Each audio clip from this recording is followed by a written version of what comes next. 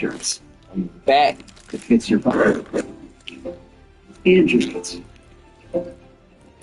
With help from your State Farm agent. Like a good neighbor, State Farm is there. Get a quote.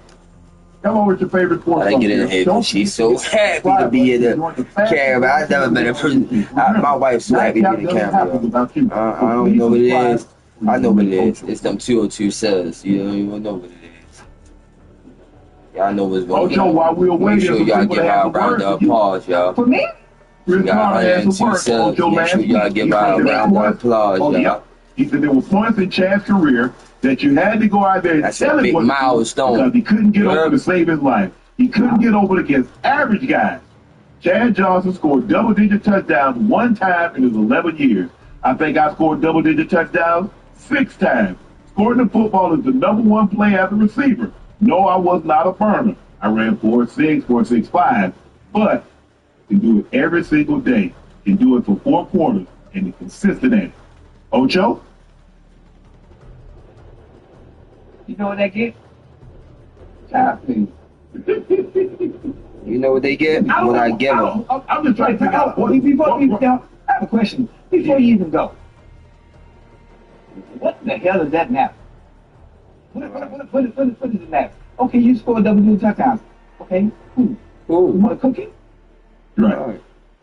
Okay. What brought this on? Have you had a conversation? Have you had a conversation with CC?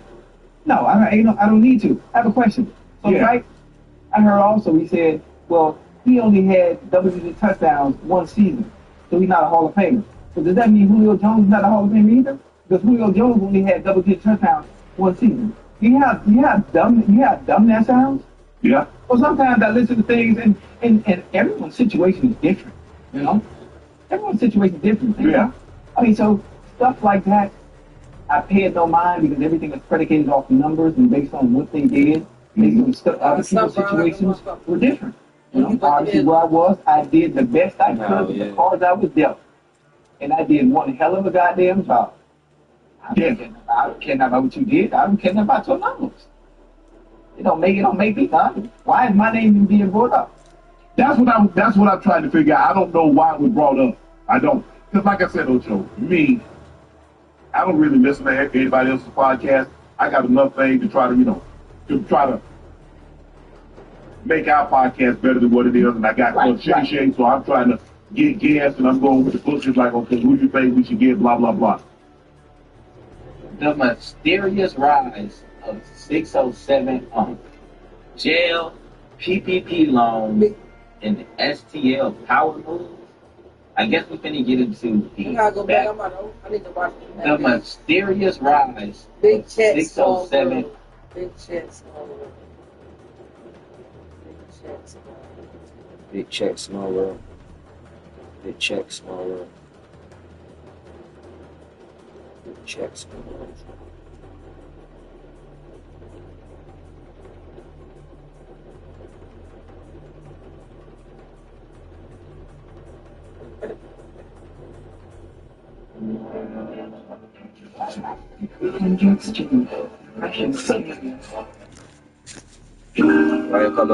In the 90s, St. Louis was one of the most dangerous cities in America. Crime was high, hope was low, and the line between survival and success was thin as a shoelace. That's the environment 607 Hunk came up in. Not much is known about his early life, but public records show that at just 17 years old, 607 Hunk, aka Lawrence Neal Bolden Sr., was arrested for burglary and felony stealing before he even had a chance to graduate high school. But the court gave him a chance, gave him a suspended sentence, probation, community service, but that window closed fast. Multiple violations followed, and in 2000, he was officially sentenced to 3 years in the Missouri Department of Corrections. And if we're being honest, for a young black man in the early 2000s, that could have been the end of his story. But when 607 Hunk came home, he didn't pick up where he left off.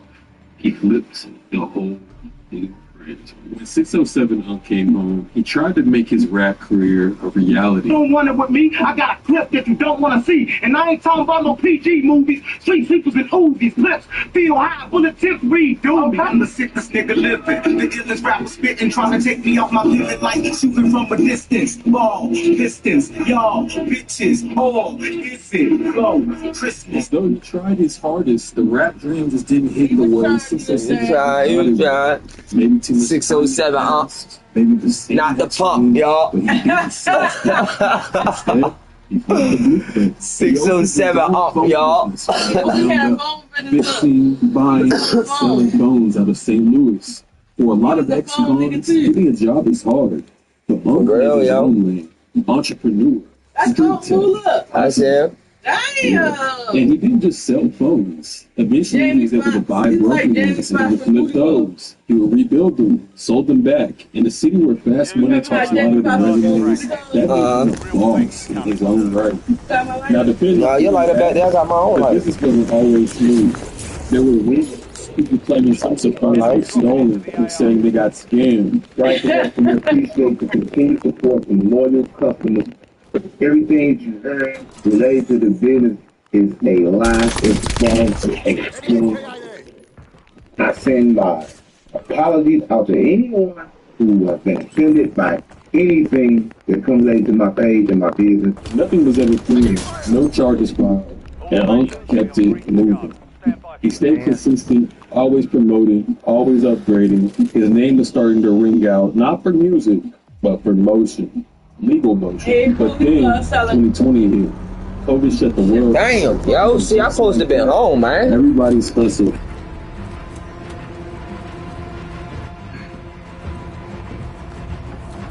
Let's go, coach.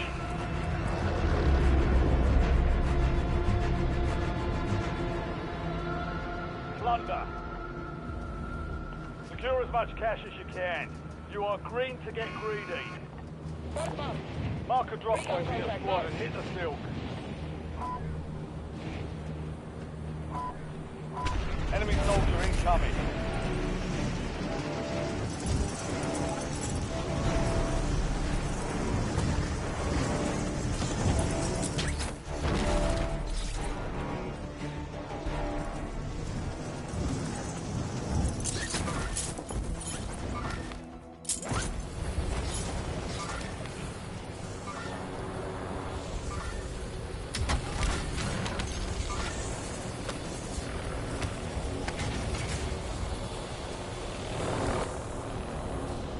Hostile UAV in the area.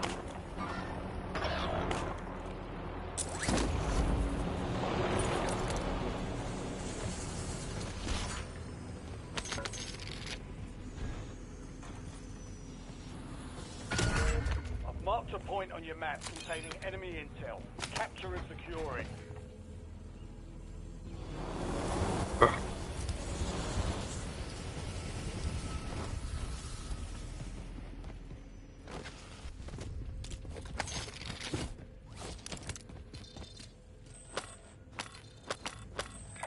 Moving to my mark.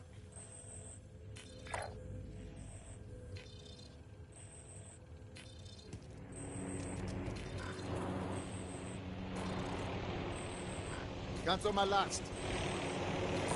Marking contract.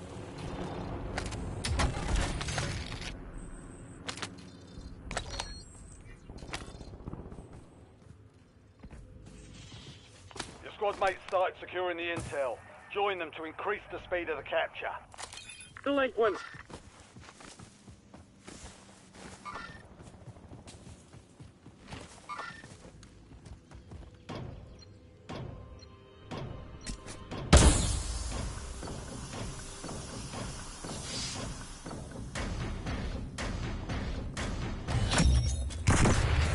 Contract complete. Well done, soldier.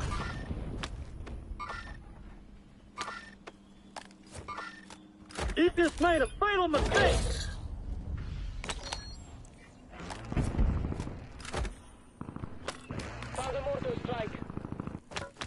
Enemies are dropping into the area. Watch the skies.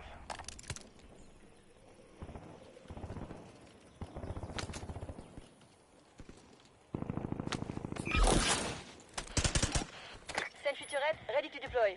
Give that back. Give that back.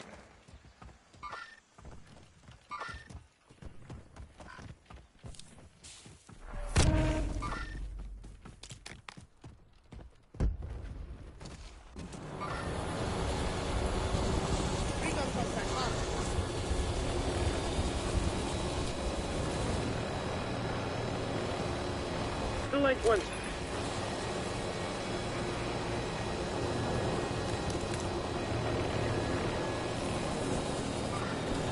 Enemy UAV overhead.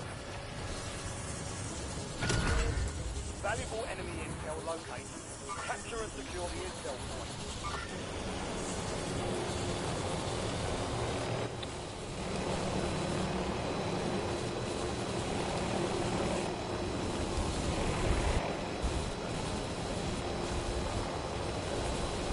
Enemy advanced UAV overhead.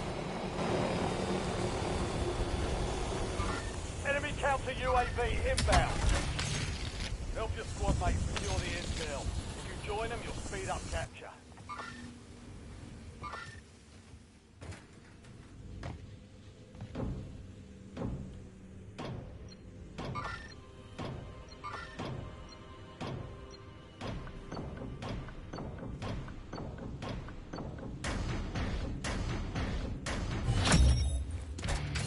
Nice work. Capture the intel point. Precision airstrike available.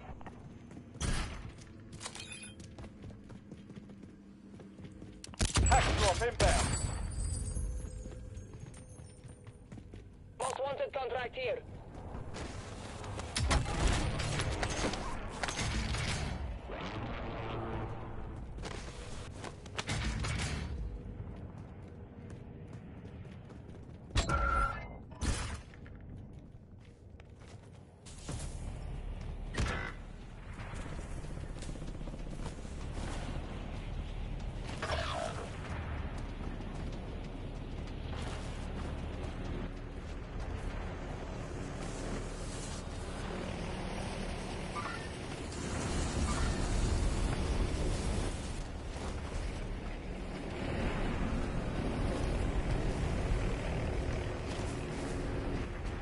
Enemy counter UAV inbound.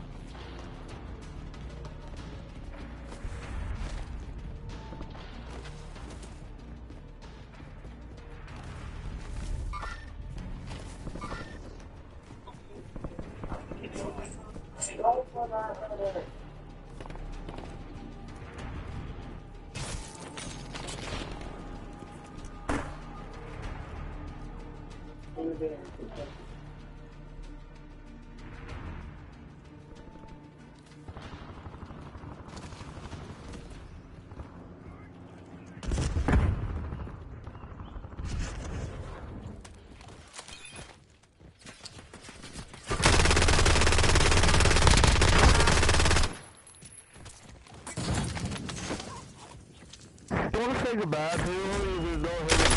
Sending back. Got contact. Enemy dropping into the AO. Contacts.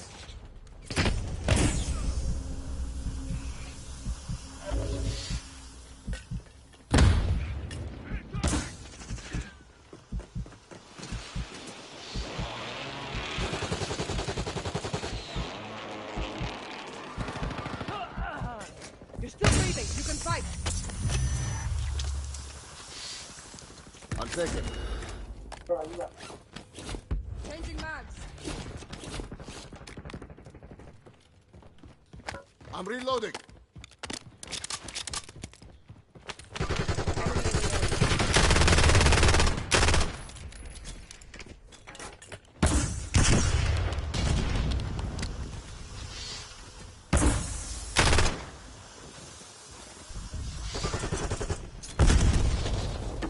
Check your fire.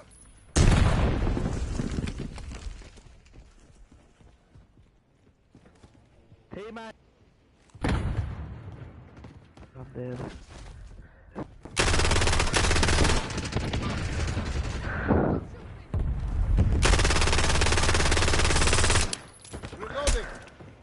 Okay, where the fuck, right there, right there, right there.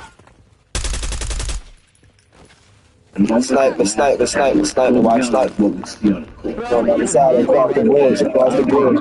NBA 2K26. I'm gonna go get that 2K26 tomorrow. Yeah. My wife's gonna get it back. I know.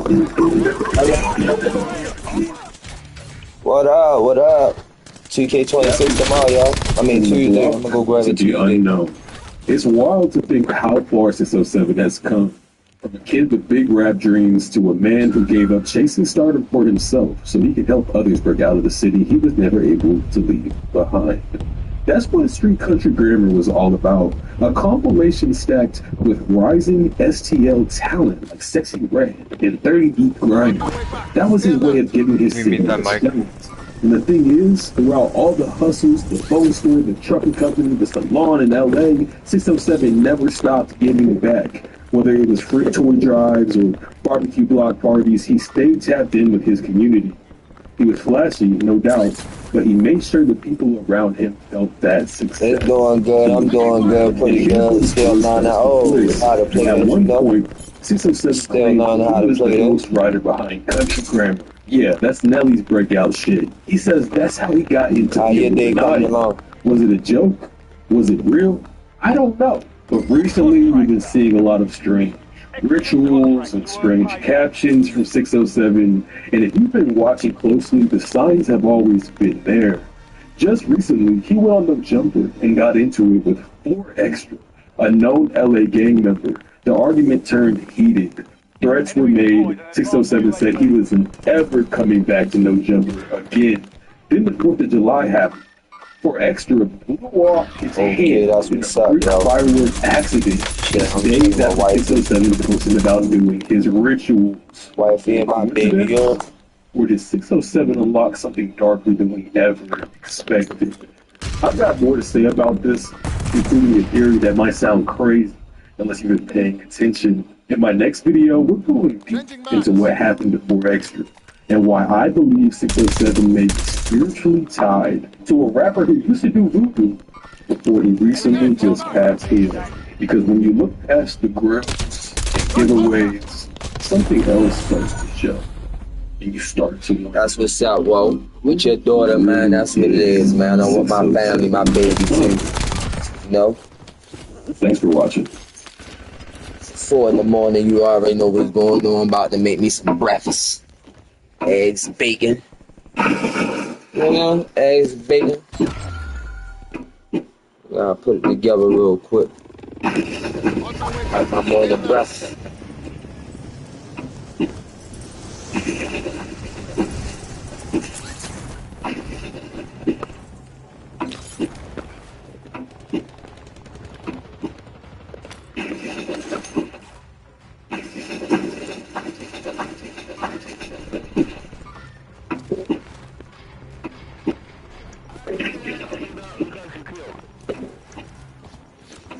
Watch out.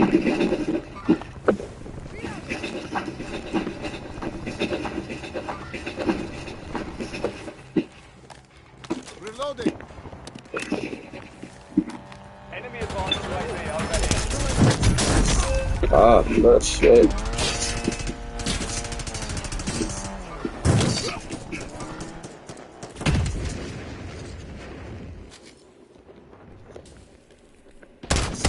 Brick Baby has been in the headlines recently as the alleged co-conspirator 4 in the recent OTF indictment. Though he was denied these claims, the public insists that the description of co-conspirator 4 would match the profile of Brick. Furthermore, Brick's ranking with the Rolling 60s Crips would allow him to create allies with OTF, YSL, amongst many other alleged crime organizations. Growing up with legends like Nipsey Hussle, taking over Atlanta with Big Meech and BMF, Brick Baby has found himself in some extremely dangerous situations. After being shot twice, multiple arrests, and serving over 5 years in jail, there is no telling what Brick Baby will do next. None of you had y'all know that man worked the world to us. They're the manhunt down for 29-year-old Eric Holder. Go around us. Freestyle. Hey, slap the garden. They say you can't say that. On the dead of them, tell that the young boy to send a couple dollars for some traveling plans. And you pull up on these niggas, shut they then that's kind of shady. We're not talking this. On the dead of them, because y'all know what it is. And the next like, the only reason I ain't come outside, keep one of you cousins out there funding these white niggas. Being honest with a crash. You niggas come down here for BET, Grammys, anything, till you clear that on the internet, it's fake. It ain't no place in America that you could be on us cool on the dead homie. Other that every nigga jury, nigga.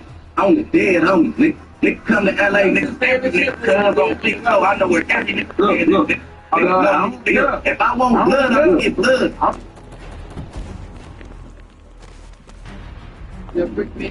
Rick Baby was born in Los Angeles and had been raised split between 3 households through his younger years, with a total of 7 siblings between both his mom and his dad's side. His mom and stepdad ended up moving to Chevy Hills after leaving Detroit in 1989 and would raise Brick in what most would consider a stable environment. Brick grew up having nice things and even being raised part-time by a nanny. However, Brick's mom and stepdad weren't necessarily your average parents. They were big-time dealers and known for moving weight, while Brick's stepdad would end up being arrested and getting sent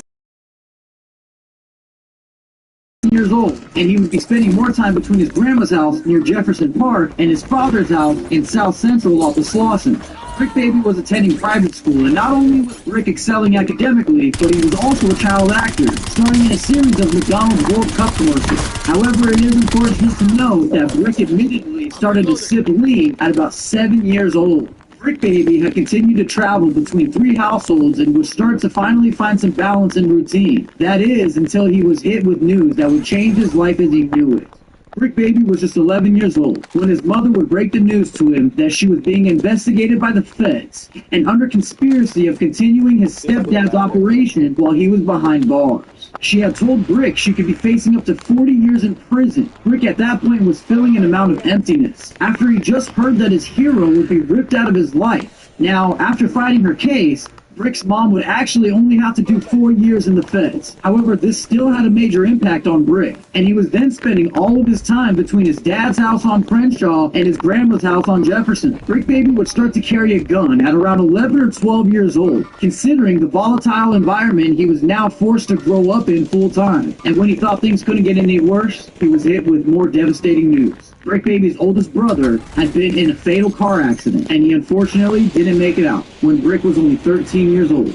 After the loss of his brother, Brick would really turn to the streets, and he would be seen on Slauson and Crenshaw and make a name for himself as the 14-year-old kid with a shitty attitude. So much so that in 2002, Brick would end up getting put on to neighborhood Rolling 60s Crip. And for those who know anything about the process of a put on, you know that it's an extreme way to prove your loyalty and heart. Now, after Brick Baby was an official member of the Rolling 60s,